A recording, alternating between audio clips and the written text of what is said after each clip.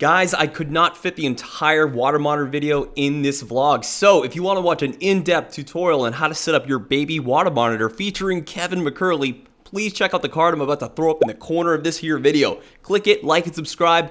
Go leave some comments for Kevin because he reads them. He needs that validation, guys. So these guys are hatching today. So if we talk about the very beginning, so it takes 6 to 7 months to hatch a water monitor. And a lot of times people see these big, beautiful water monitors that people have as pets, and they just like, wow, they're really enamored with like this urban dinosaur and this wonderful, big pet, crazy reptile, and they're like, that's what I want. They then will go out, try to go to a pet store, go to a reptile show if we ever have them again, and they want to get these little water monitors. And essentially what they see, they maybe see water monitors for like $250, $300. Okay, these are wild-caught water monitors. This is not the same thing as captive-bred water monitors. And they might come in, they might say that they're farmed or they're ranched or whatever. None of that is actually accurate. To actually breed a water monitor takes a lot of energy, get your setups right. Certainly to breed them with any kind of consistency, it really takes a lot. So, you know, people that are breeding, certainly in the States, there's not many. My buddy over in Bali, Danny Gorman, he breeds water monitors, and he's got it dialed in. He's got beautiful water monitors. But somebody like him will tell you how involved and what you actually have to do. So I want you to realize, so if you go and get a little $250, $350 little water monitor, you will often run into a lot of problems. And their socialization is often in question, but more importantly, their health.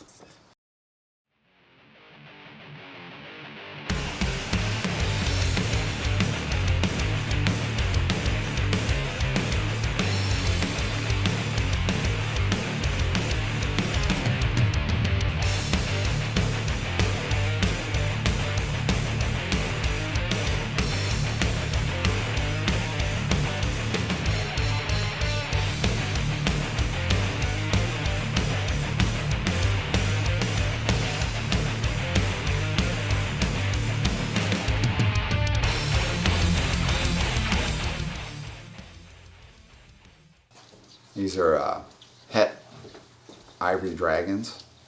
So this is, we have this ivory water monitor that we keep and breed, and thank goodness for my buddy Andrew. I have been able to start making these. So this is, will be a heterozygous for ivory, and like I said, 6 to 7 months, and it's very, very hard to actually hatch these guys if you don't know what you're doing, and certainly breeding them. When they're first hatched, they are convinced everybody wants to eat them because they're literally at the bottom of the food chain. So in the wild, they'd be subject to fish eating them, frogs eating them, certainly raptors, wading birds, basically everything. Other water monitors, other monitors are going to want to eat these. So the first thing is, this is a clean canvas. So somebody like me that breeds these, it's very important right off the bat that I do certain things. And basically what I have to do is I have to convince these animals that I'm not going to kill them. So they come out of the egg and they will bite and lose their minds and poop and whatever. And it is my job to convince this animal otherwise. So this animal right here is very, very reactive. So black dragons, these are a Colmani bloodline.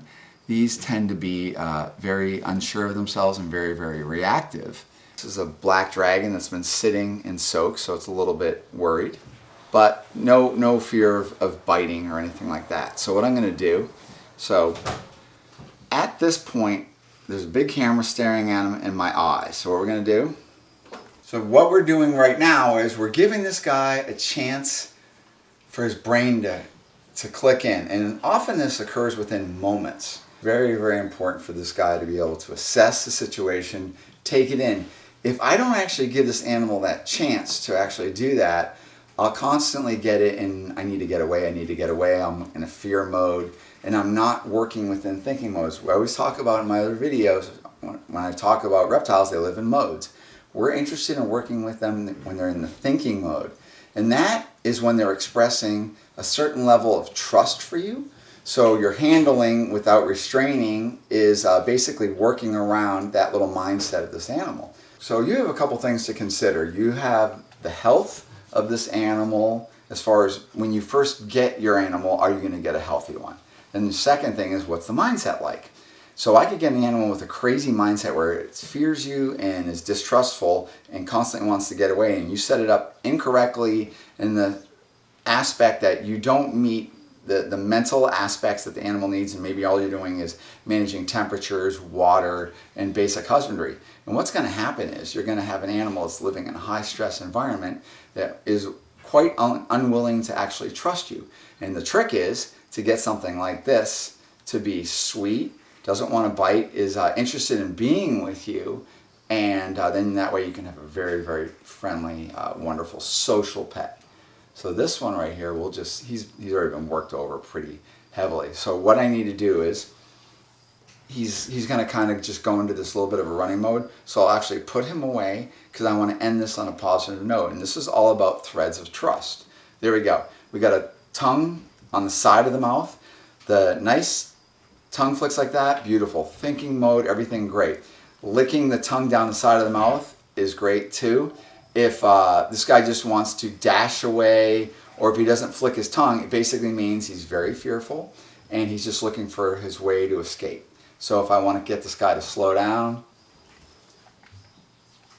okay, here's a little baby T positive albino water monitor. So this is tyrosine positive. So like a classic albino ball python, tyrosine T negative. This is a T positive. So this guy has a little bit of melanin. It's born with a bit of melanin. As it grows, all the melanin goes away. And then essentially it looks very much like my T negatives. But that's a beautiful, beautiful animal. And so we've been breeding water monitors for so long now. My original stock came from the wild. And I have 5th generation, and I think we're approaching 6th generation babies. So that means 5 to 6 times removed from the wild. And we often just, we're working with our animals, so our gene stock is wonderful, very, very sweet, and we keep breeding those and using that as our gene stock. And it seems we end up just having these very, very sweet, nearly domestic type animals in some cases. But a little guy like this, confidence, blinking, looking around, not dashing around, is wonderful. Not scared of me, because if I have a pet and it constantly thinks I'm going to eat it, I'm going to put a bunch of negative energy with my presence or for that animal. And so what it's going to do is it's going to want to hide. And an animal that's hiding all the time certainly defeats the reason why we actually keep these animals. And if this animal feels like the monster in the room, I need to hide, then it's literally fears you, and we need to basically address that. So we have to basically teach this animal to trust you. And they're so smart. Once I socialize them and make them wonderful, they really do trust you. They recognize you. They know your voice. They know your smell. They know everything about you. And very quickly, like a stranger could walk by, and within just a second or seconds, they can assess the situation, and they can address if that is something they need to be afraid of. And remember, this is what nature did and what nature intended. This little animal is constantly looking at any kind of thing, assessing it as a danger. So they're looking for movement, they're looking for any would-be predators or any of that. And so, but in a home situation or in captivity, we don't really have all those predatory, situations. So we have to basically kind of defeat all that and teach them to trust people, and that people are actually a good thing.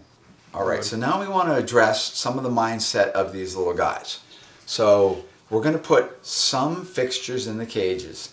If I allow these guys to hide too much, so whenever I enter the room, they immediately go and hide, that's because they're fearful of you.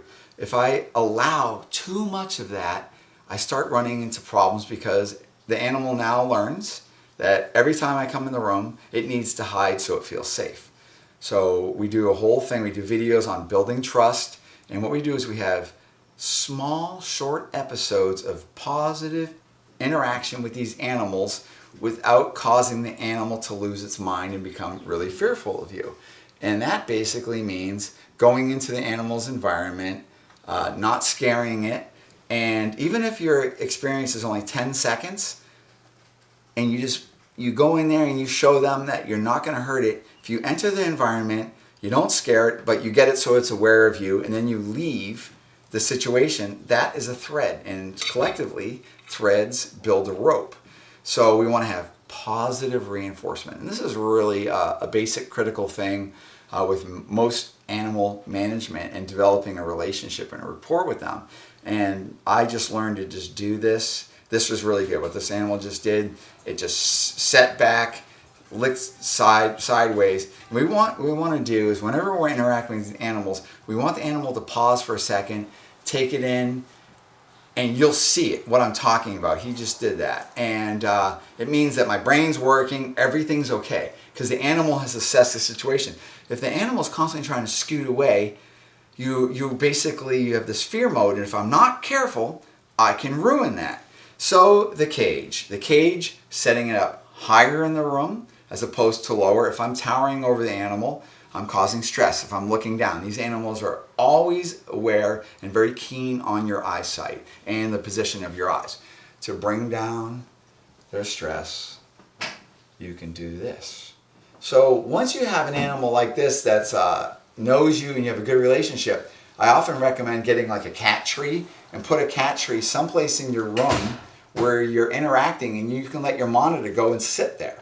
And that works really good, because even if you're not touching the animal or interacting with the animal can look down at you. Because basically I want to have relationships with my monitors where they actually can get down on the floor, they can walk around, and just because they're on the floor doesn't mean they're trying to get away from you.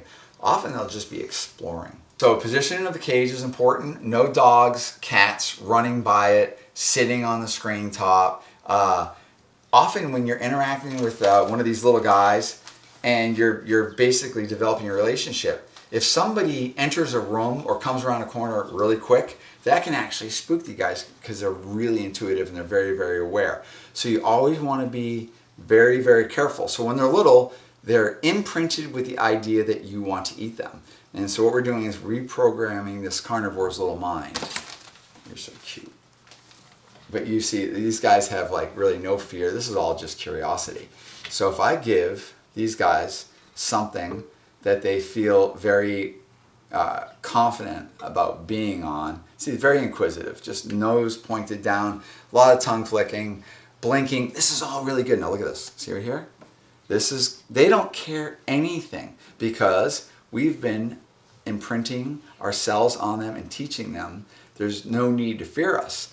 So basically, what I want my monitors to do is appreciate humans as fun and something they want to socialize. My monitors actually crave to come out and interact with people because they're so highly intelligent.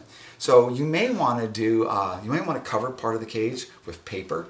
You want to keep its cage as a safe zone, and you want to prevent things from scaring it. Sometimes you can put a little piece of PVC. It's a tube that you easily can get the monitor out of, as opposed to some of these fixtures where they get in there and you can't get them out.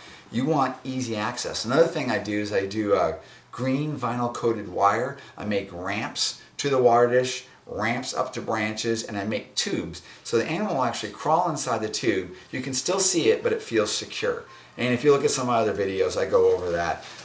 Make sure you look through some of our older videos for some of the literal aspects of husbandry, like how we're feeding these guys, some of the food choices we do. This is more like just the appreciation of these animals, going through some of the elements, some of the aspects of these. And I'll pull out one more. See what's right there? That's key. See that right there? Okay, so what that animal did, it paused, assessed, and then went back to what it was doing.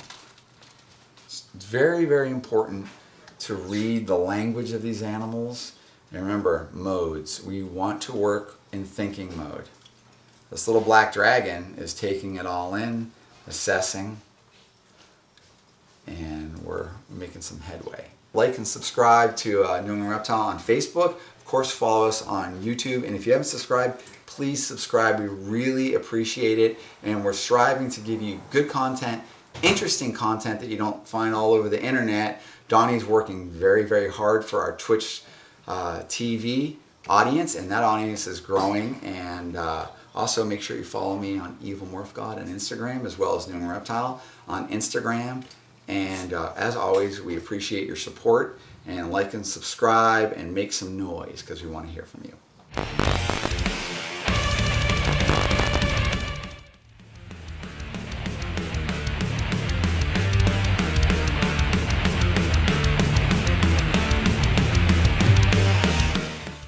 I gotta turn my camera on, dude.